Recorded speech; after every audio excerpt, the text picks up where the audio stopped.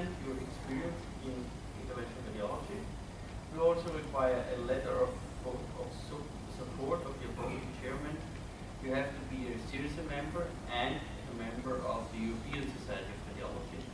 The reason for that is that our examination is also endorsed by the European Society of Radiology. Currently, the fee for examination is 500 euros. For the so-called oldies who are longer in the field, you don't need to submit a logbook, but you need to document that your training and your activity in interventional radiology has been 7 years at least. So for those, we require a curriculum vitae instead of the logbook. To the logbook. The logbook should document that you have performed 250 procedures. We still think that this is not very much, but we think this is sufficient enough. And of those 250 procedures, 150 should be vascular intervention. Now the question is, what is a vascular intervention? Is, for instance, a venogram below a lateral vascular intervention. This can be discussed, and if you come up with 150 venograms, this will be not sufficient. So the definition for the 250 vascular intervention is given in the syllabus. So generally speaking, it's really important if you prepare for IUOIR that you have a closer look at the syllabus. You find everything there, what you need to know, what you need to not to know, but what you need to learn. It's very comprehensive. But there you also find the definition of what we understand with vascular intervention. All these documents need to be signed by the candidate and by the program chairman. Everything has to be submitted via the official CSA homepage. So I received some applications personally to my address at the hospital.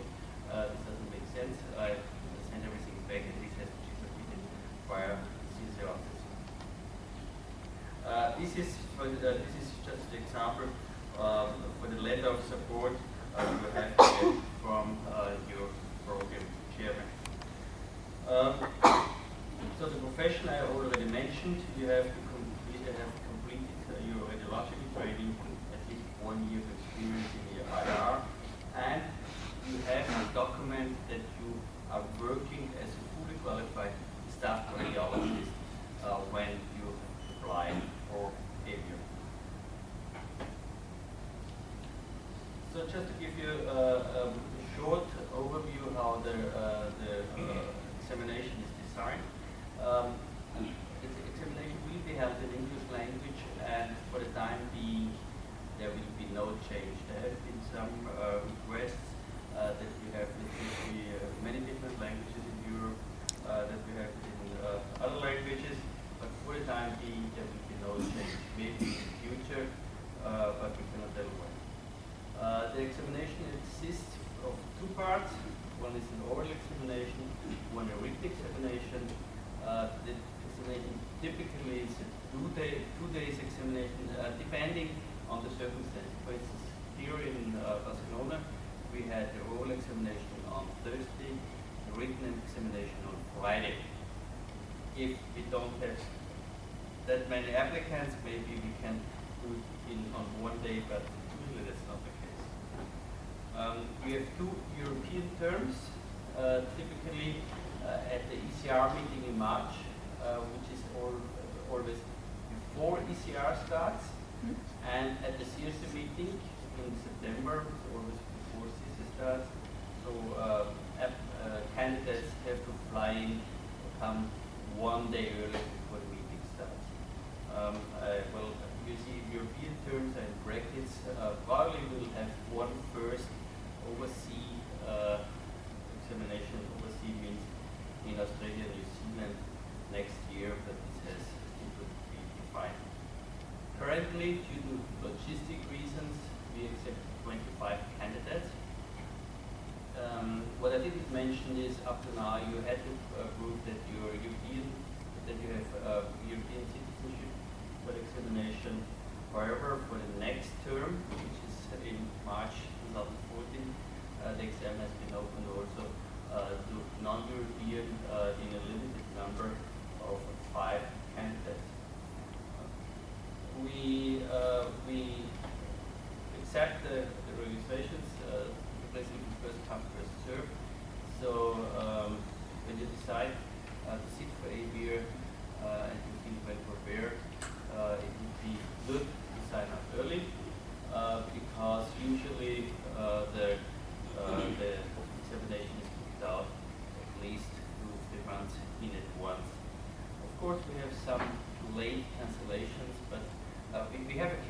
we have a waiting list and want to try to get everybody in once, but one month before the exam, there's no possibility to change anything. So if you decide to sit for IUOIR, sign up as soon as possible.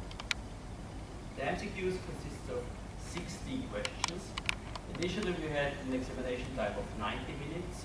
However, since we know that this examination is, for many candidates, it's not the mother language, we decided to extend the examination to 120 minutes, and so far we had no complaints that this time is too short to answer those 60 questions. It's very important that you keep in mind the concept of the questions is the single best answer out of 4.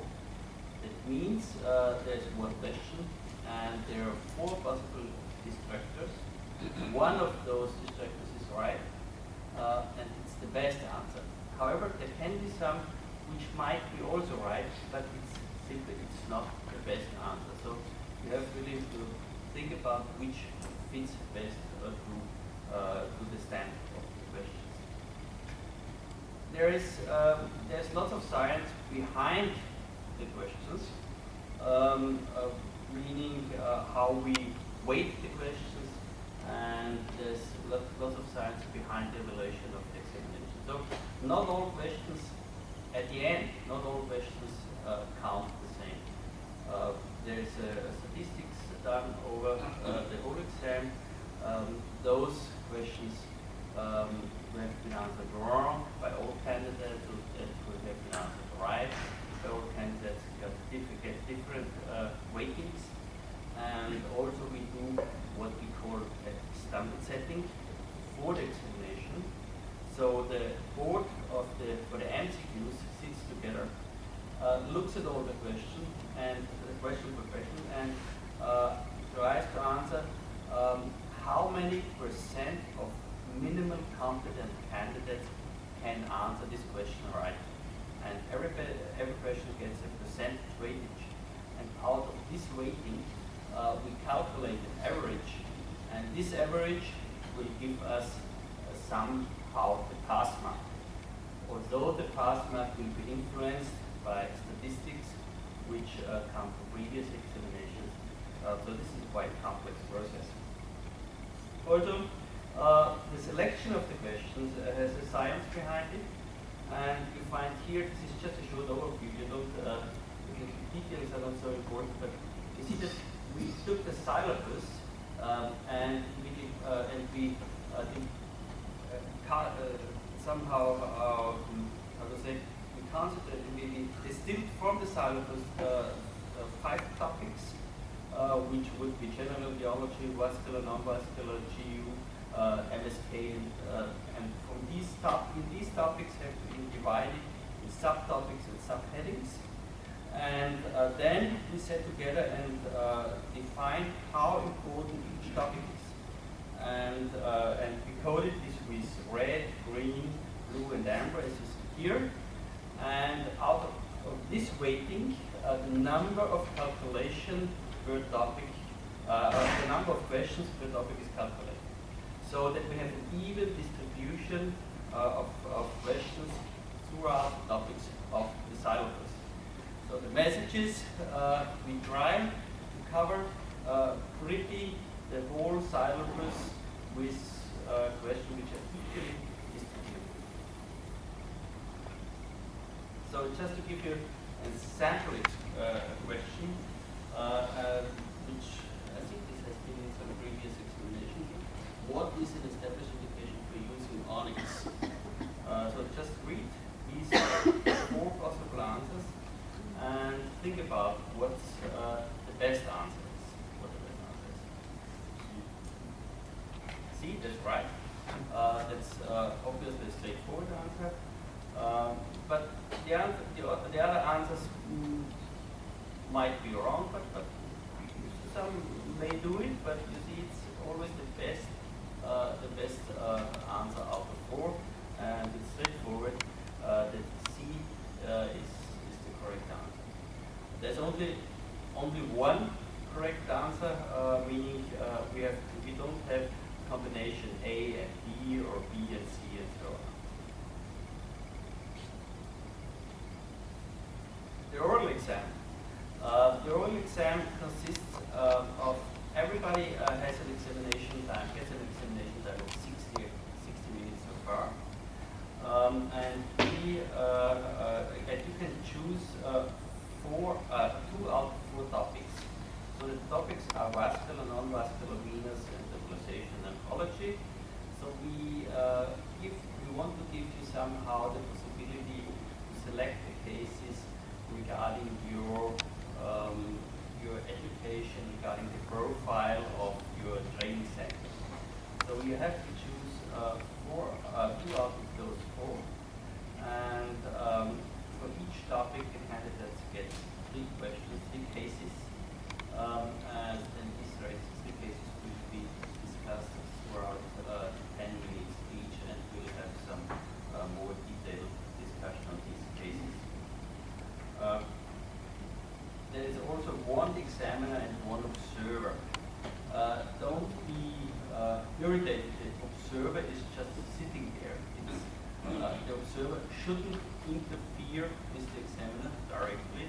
So this was during the last exam, sometimes caused some irritation because candidates will get 1 person sitting there talking nothing, what's it for, they didn't know what's going on there. So this is the observer, and we just want to have 2 of us sitting with you just for objective reasons. If there's no complaints, that we make sure that everything is going right and that everybody has been treated in the right way. Just to give you one brief case, and I think Rahman has some more cases as far as I know. So this is just how it comes up. The examiner will read the text. So 74-year-old lady presented with 4 weeks of abdominal pain and developed jaundice in the previous 5 days. No other previous medical history.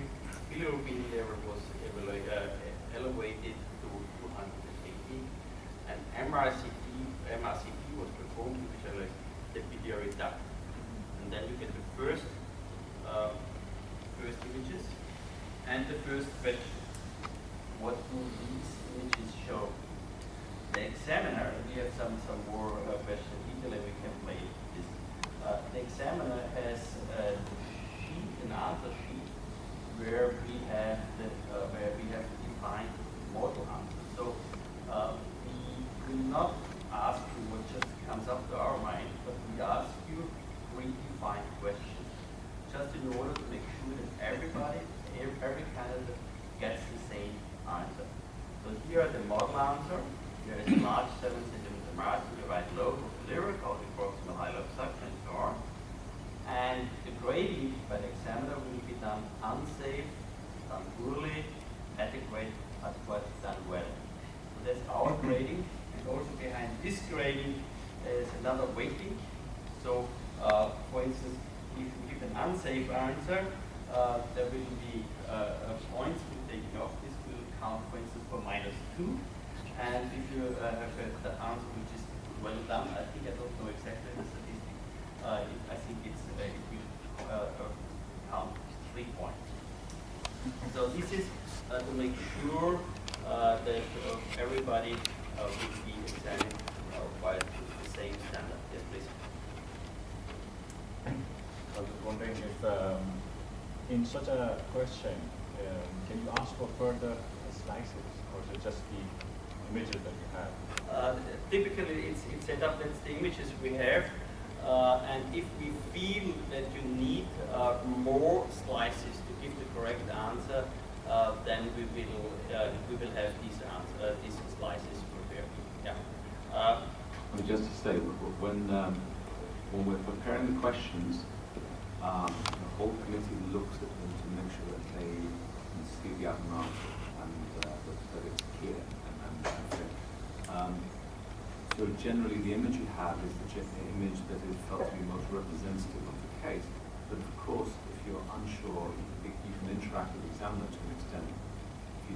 understand the question, or sometimes people don't understand the question, the examiner, of course, reads all the question out, and he will, or she will say, do you understand the question, so you're clear before you start. Yeah. So then we have the second prepared question. What are the treatment options of this patient?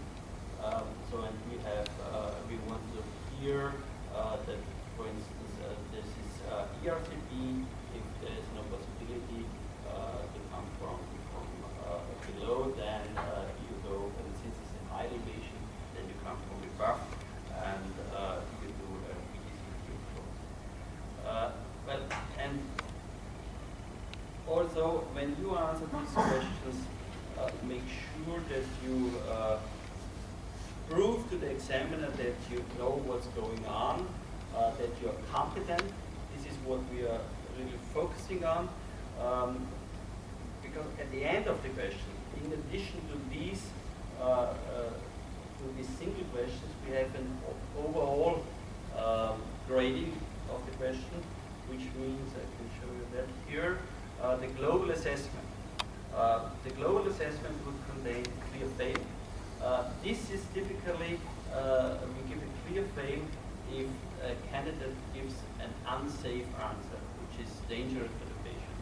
And then we have the borderline, clear pass, very good and excellent. And this again is done for every question. So for every 6 questions you get a global assessment for every single question. In addition to these questions, answers to the model answer. So we want to hear that you can do PTCD. Then we have, I think it's not complete. Yeah, we have mostly we have the question describing the technique for carrying out the PTCD and drainage. What we also do want to hear during the examination is not just when we ask you how you perform the PTCD, which guide wire you take, which catheter you take, and how you perform the procedure, but also we want to hear something about patient preparation and indication and so on. So in our model answer, keep that in mind. We have in a very prominent position always fill in the CSS checklist, because we think that this is important just for safety reasons. There might some answers which touch more general topics, meaning just before you perform the procedure, you have to acquire informed consent from the patient. Just tell us how you would get this informed consent from the patient. Then you have to describe when you talk to the patient, what you do. If you do, for instance, a hand drawing and so on, then when do you get the signature and so on. So these are all variations which come up. And just when we get all the results of these the whole question, then we have an expert of examination who does all the statistics behind it. She will draw a borderline regression. She will do a borderline regression analysis, and again will come up with a pass mark for the oral examination. You have to pass the oral examination and the written examination separately. So if you fail in one part, you have failed. If you want to repeat the examination and just have passed one, have just failed in one part, you still have to repeat the whole examination. For the time being, there are no limitations how often you can take the examination, and there is no time limit which has to be between the 2 examinations. If you have any complaints, you can contact the CSA office, of course, and all the complaints will come to me, and we will try to answer complaints as good as possible. If somebody is not convinced and wants to see the examination, there's the possibility to see the examination personally. meaning that you have to come to the CSA office or at the meeting at the CSA meeting, we would organize to bring all the examination material to the candidate who is feeling that he has or she has the possibility to see that. Fortunately enough, we have not such a case up to now, and we hope that it will stay like that. So this is now more the general overview of the examination. But what you would want to know, what's important, is how to prepare for the examination. Well, we cannot give you the advice how you run through a curriculum which is at least 1 year or even longer. But we want to show you which material you can use. And one really essential thing is, and also already mentioned it, is the syllabus. You find the syllabus and we show you on the Raman slides. We can look onto the internet. We show you the syllabus is the main guidance to the examination. You find all the topics which can be touched in the examination, and I showed you how we find those topics. And you have to make sure that you are competent in all these topics. The examination should be documentation that you are competent. When you pass the examination, we give you more or less the certificate that you are a competent interventional radiologist, and that we are more or less confident that you can treat patients safely. So this is the definition what we want to get out. So the syllabus, as you will see, I don't know who has looked at it, already had a look at the syllabus. It's 87 pages thick, so it's an extensive work.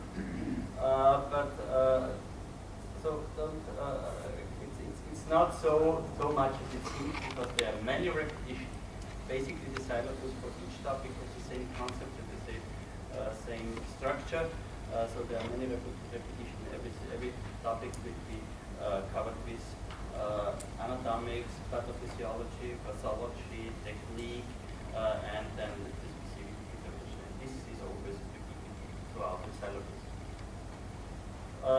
Sources of knowledge, of course, the main source is the ER training program in your hospital or in your department.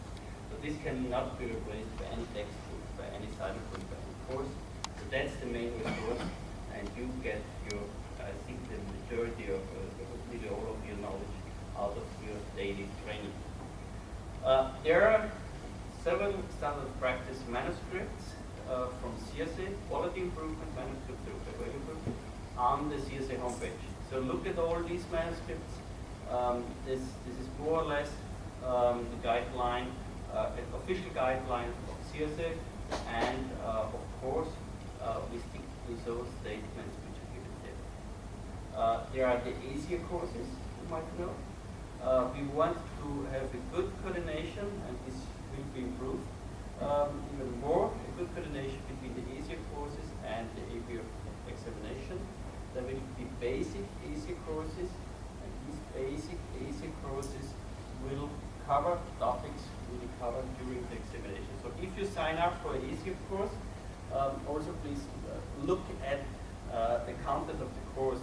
There will be a differentiation between basic courses and advanced courses. We always see that this is not really accepted by those people who are coming. So if you are preparing for IUOIR, if you want to sit for IUOIR, make sure to sign up in a basic course and you get basic knowledge you need for IUOIR. Then there is ASIA Online. I think this is a new tool, and this is very helpful tool that we show you this in more detail. Of course, there are textbooks, and it's not so easy to recommend textbooks. For instance, there's this textbook, Image Guided Therapy, which we think is quite good, but there are several others, and there's several others on these slides.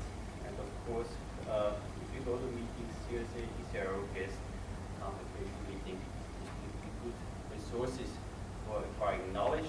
During the CSA again, we just want to refer to the foundation courses, because in the foundation courses we want to cover basic fundamental things which should be later on at the next slide. Any questions so far?